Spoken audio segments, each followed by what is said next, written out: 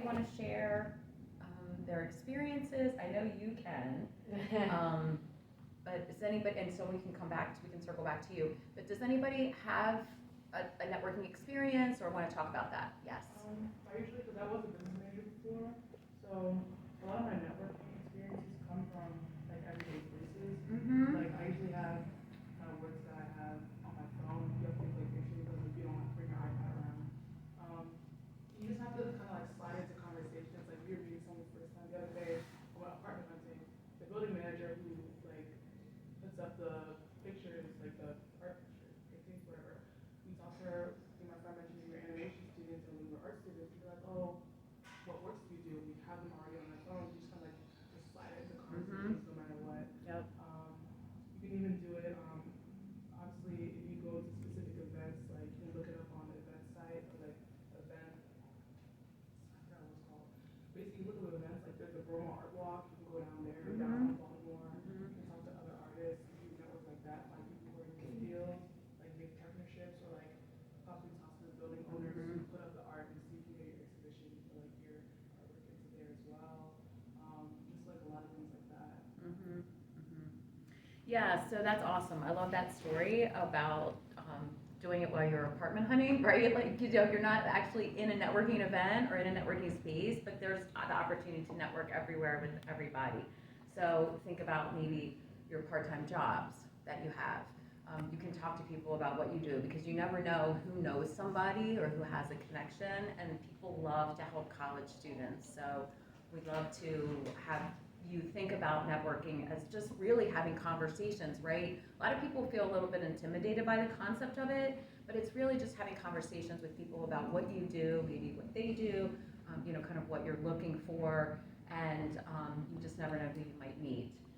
Do you want to share a little bit about, okay, so again, she's in my class, so she had no choice but to network this semester, and maybe talk about the two things that you're doing right now.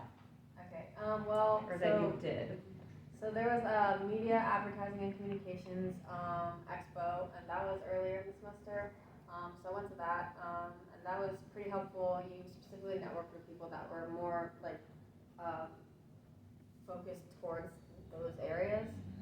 They have the mega job and internship fair, which usually is catered more towards business majors, but they have some like all the companies all want like a graphic designer, some kind of like artist for some purpose, so you kind of just have to like talk to everyone really. I always check my emails because there's always important like events going on or information to like see. I went to this other event, it was Speed networking. yeah, oh, the speed networking, right. So I went to a speed networking event, and you're kind of like under a time constraint to just talk to as many people as you can, and like give your quick elevator pitch, so you just know what like to say off the top of your head. I don't really know what I'm supposed to talk about. Well, but yeah, I mean generally it's just like I just try to get around. And yeah. talk to people. So she mentioned her elevator pitch. Does everybody know what she means by that, right? So, or your 30-second commercial. So that's basically what you would want somebody to know about you in a very short amount of time in that brief, elevator ride. That's why they call it that. But so what would you want them to know about the skill set that you have, or the courses that you've done, or the experiences that you've had? I also want to emphasize the importance of soft skills as well as your technical skills or your creative skills. It is important to talk about some of those things. Certainly, attention to detail is going to be one that's really important in this industry, right? Also, the concept of collaboration and teamwork is going to be really critical. So if you can demonstrate in different environments, like for example, if you did food service and you had to work as a team, in that particular restaurant, that would be a way to demonstrate your teamwork or your ability to collaborate well with others. So obviously, critical thinking, problem solving is going to be really important as well. And then certainly time management, ability to meet deadlines is going to be critical in this industry too. So not just thinking about, again, the creative or artistic or technical side, but what are the soft skills that you can also bring to the table, and think about that whole package when you talk to somebody about who you are and what you have to offer. So one other thing that you did, well, sort of two that you're doing, is what we call informational interviewing. So I'm gonna have you talk about that for a minute. But has anybody done informational interviews before? That's probably similar to maybe what you did in your class when you had someone come in and talk about themselves. Did you have the opportunity to ask questions? Oh, yeah, that was really nice to be able to get, like, be able to ask those questions that, like, if you're presenting something, you might not even think, it's been a long time since they've been a student. Right. But, Yep. being able to ask those things. Like, Yeah. What made you really nervous, blah, blah, blah, blah, or if you could go back to college, what would you do differently, Right. things like that. Yeah. So, and that's what an informational interview is. So you would actually do that one-on-one with a person and ask them specific career advice and questions that you would want to know, that would be advice that would help you along your path. So do you want to talk about, because you did one and you're getting ready to I actually do did two. Oh, you did? Yeah, I just like only. Okay, so they had to do one for me for class, Yeah. but she's doing another one, you're getting ready to do another one with Adam, right? So. Oh yeah, that's the third one. Yeah, So, so do you want to just talk about those Sure. briefly? So, I mean, I recommend having LinkedIn. It's easy to network with people, get good connections. And I went to the animation, what was it called? The Toon Boom Animation Trends event. I don't know if any of you guys went to that. It was all online. And they had a whole bunch of like people just like talking about like their field and what they're in, and just like how like the industry works nowadays. So I reached out to a couple of those people. They kind of provided their LinkedIn, so I just like connected with a lot of them, and then I reached out to a couple of them, and I set up a one-on-one interview, and I just asked them about like how it works nowadays and like how they enjoy their field. They're just like a lot of specific questions about like the industry. So I had more insight, and then so I talked to two different people, and they're like super successful, and so it was like really great like to have that kind of insight. And some of them are like just out of college, went to Towson University, so it was like, okay, like it's possible, like you're not just gonna be like out in the dumps. So that was helpful, and And then you're gonna talk to Adam. yeah, Mission. so there's another company called Mission Media. They're like in Baltimore, so I was gonna do an informational interview, or he's gonna show me about like the company coming up, and I was just gonna talk to him. So it's all about just like connections, really, just like reaching out to people and like talking. And that was one that they actually came to the expo that we had. And we will have another arts expo in the fall. We haven't talked about that yet, but we will. And so hopefully maybe we'll be able to get somebody who does this type of work and get them to come in and talk to you. And that would be a great opportunity for those of you who are still here to be able to network with somebody, in that particular setting. Yes. So I lead, I lead a club about software engineering. We have like other computer science and IT majors, and we do a lot of networking, and we also invite alumni to talk about how they got their jobs, and we connect on LinkedIn as well. Yeah, that's great. And since you mentioned LinkedIn, and I know you did too as well, I want to talk about that for a minute. How many of you have a LinkedIn profile? Okay, so although I know this isn't as used in the arts, I still would recommend, as Aliza said, I would still recommend getting a LinkedIn profile, creating one. It's very simple to do. It's a free service, so you can sign up for it, build your profile, but it's lovely because you can also put links to your portfolio on here, projects that you've done, anything like that. So it's a great place to showcase all of your work, but it's also a great place to make connections. So I am on Towson University's page. So you would create your LinkedIn account, and then you can just go to LinkedIn and type in Towson University, and this is Towson University's page. So what the feature that I think is really cool is that you can look at the alumni and search for alumni specifically on this particular tab right here. And you can type in anything in the search bar to look for alums. So you could look for, I'm just gonna type in animation, but you could type in, DreamWorks, or you could type in, you know, Warner Brothers or whatever it is. But, so what it's going to do, it's going to pop up any alums that actually have that in their profile.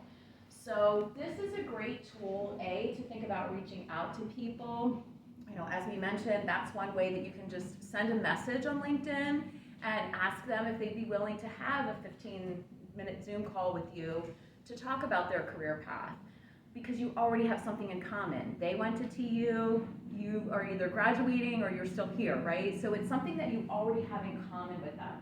So this is a great way to start to think about networking. It's in a little bit of a low-key type of situation where you don't have to go into a big networking event, you don't have to talk to like 20 people, and you may send out 5 messages and maybe only one answers you, but it's still one more person that you have in your network and hopefully somebody that can give you some really great advice. So I'm just gonna scroll down here, and again, you have to kind of look through profiles. I don't know if anybody knows Moses Quo. He actually works at DreamWorks.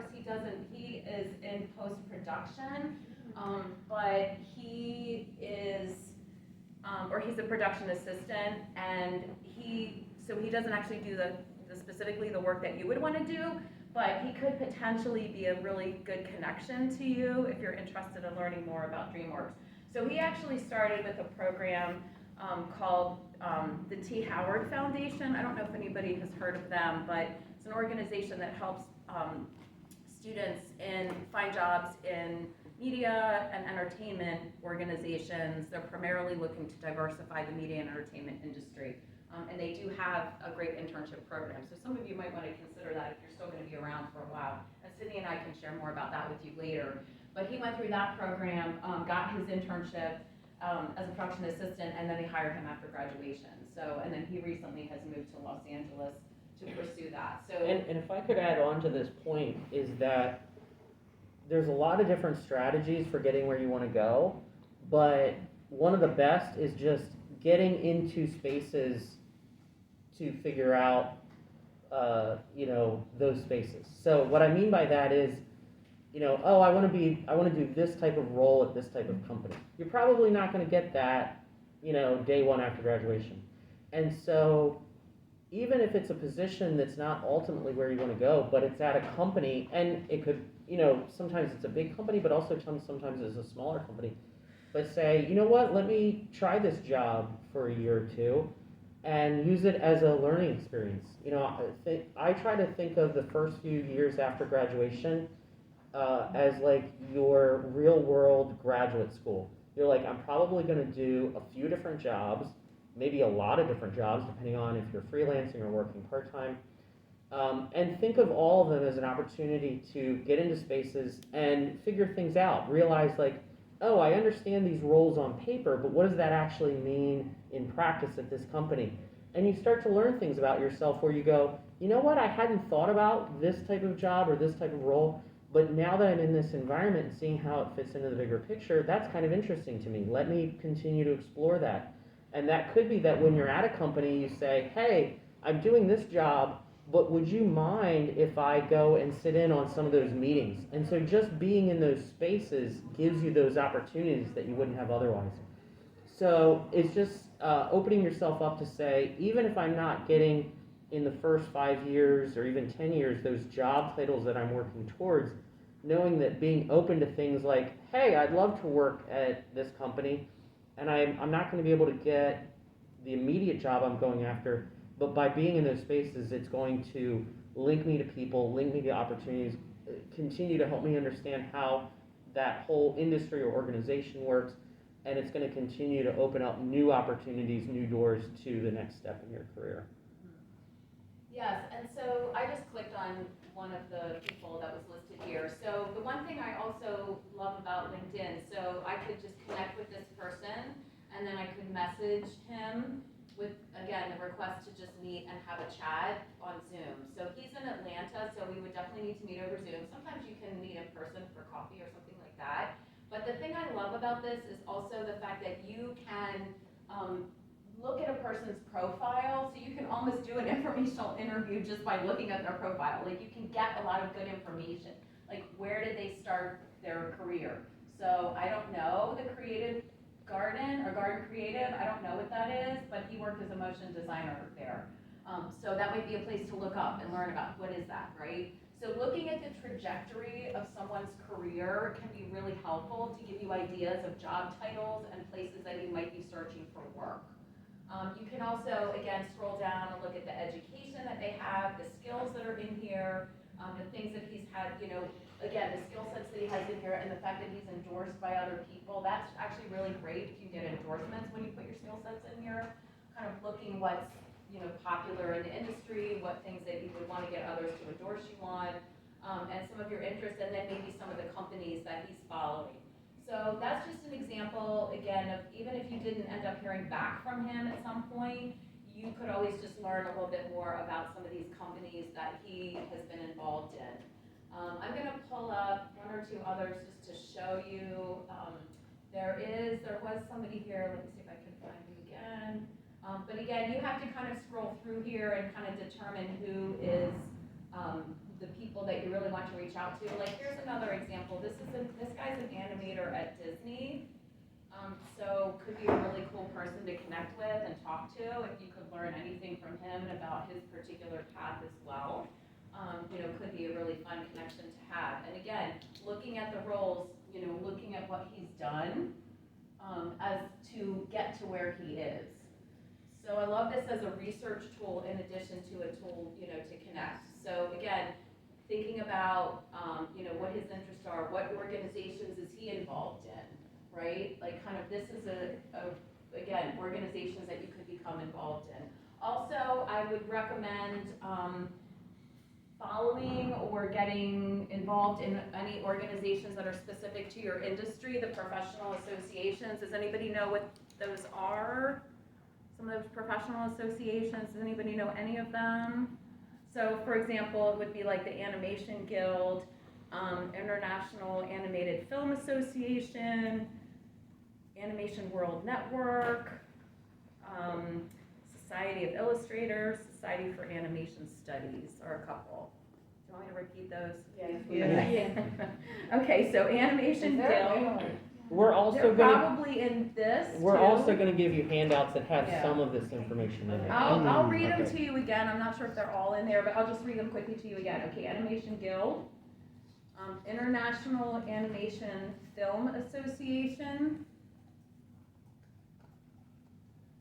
Animation World Network, Society of Illustrators, and Society for Animation Studies. So professional associations and organizations often have conferences, they often have job boards, they often have opportunities for professional development and opportunities for networking. They could have conferences, you know, just do professional events online.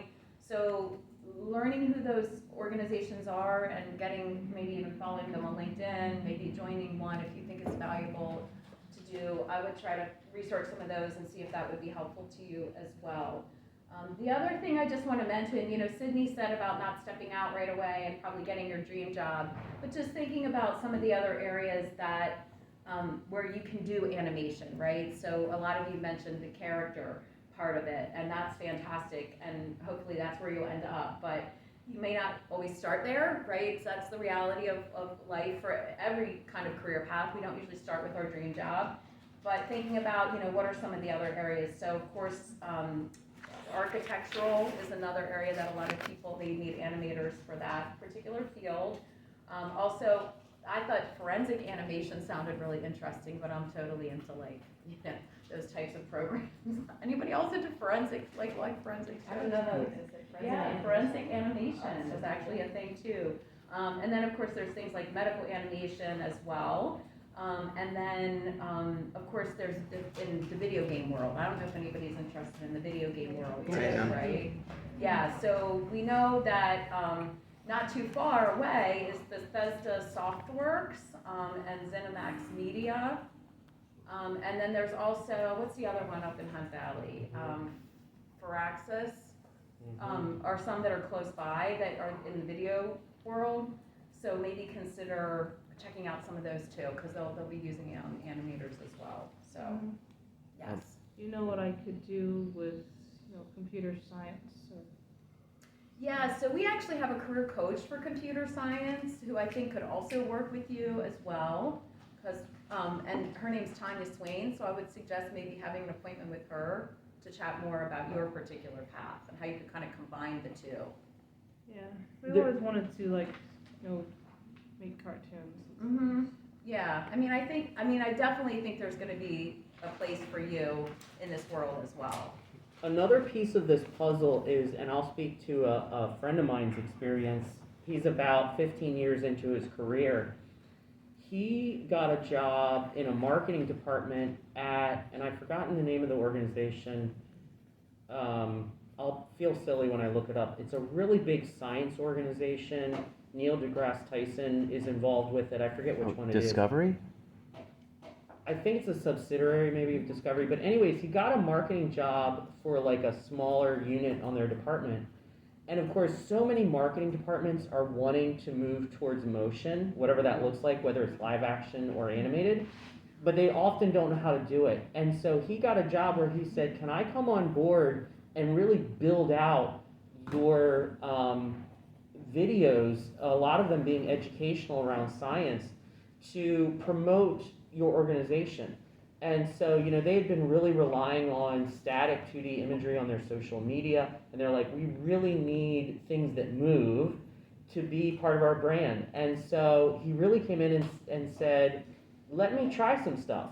And because it was a relatively small department that didn't have a lot going on in that area, he basically started just animating a bunch of video series for them, and really built his own portfolio through that and showed what an organization could do. And it became a stepping stone for him, because he could then be like, hey, look what I did with this company, and these skills could be applied to half a dozen other kinds of approaches to this work.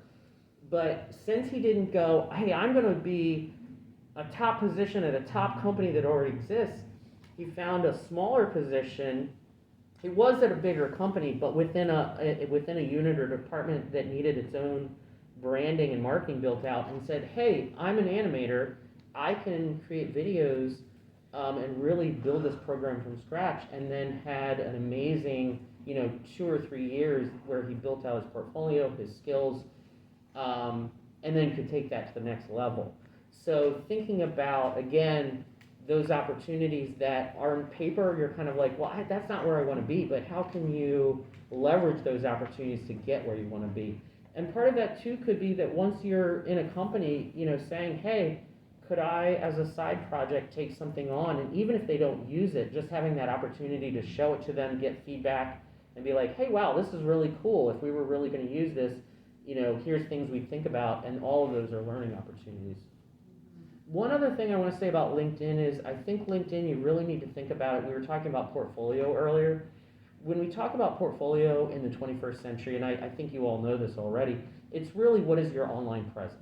And so anybody that you're going to be working with, whether you're applying for part-time, full-time work, you're freelancing, people are going to go out and find you on the web to get an opinion about you. And it's your whole profile. So it's your LinkedIn page, it's your social media, Instagram, TikTok, any other platforms you're using, it's your own website. And so thinking of all of those things as a sort of holistic mix, often if they're going to social media or your own website, they're looking for what we would think of as your classic portfolio items. And so looking at your work. LinkedIn is another piece of the puzzle where they're going to say, but what does their resume look like? What are the types of things they've done? And you might say to yourself, well, this was just a little internship at this company, or this was just my entry-level job. But somebody that's looking to hire you, they want to see those things. They want to see that you're taking those natural steps and progression from student work to initial part-time work or whatever that may look like. And again, even if it isn't directly in what you ultimately want to do, it's showing that you're continuing to grow and have a lot of different kinds of experiences. And so when you're thinking about your portfolio, your social media, your LinkedIn, it's really a holistic picture of realizing that's what somebody like a creative director or anybody that's hiring is going to go, hey, this person applied for a job, or I met with them, let me go to their website, let me go to their social media, let me look at their LinkedIn and painting that whole picture.